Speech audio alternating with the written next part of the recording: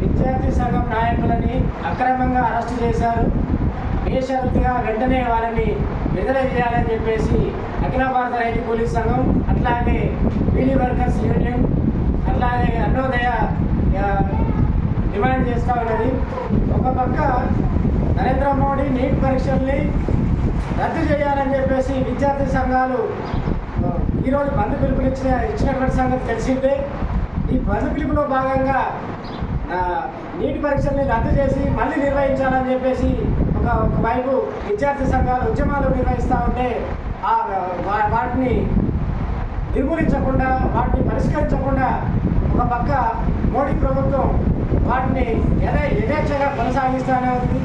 ఇటువంటి ధోరణులకు పాల్పడుతున్నటువంటి వారిని వెంటనే ఎన్డీఏని రద్దు చేయాలని చెప్పేసి విద్యార్థులు ఉద్యమిస్తుంటే వారిపైన పోలీసులు అక్రమంగా అరెస్టు చేయడాన్ని మేమందరం తీవ్రంగా ఖండిస్తూ ఉన్నాం.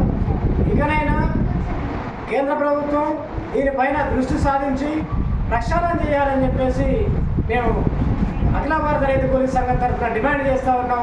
తక్షణమే మా విద్యార్థి సంఘం నాయకులను ఎవరినైతే అరెస్టు చేశారో విద్యార్థి సంఘం నాయకులందరినీ కూడా బేషరతుగా విడుదల చేయాలని చెప్పేసి అఖిల భారత రైతు కూలీ సంఘం తరఫున డిమాండ్ చేస్తూ ఉన్నాం.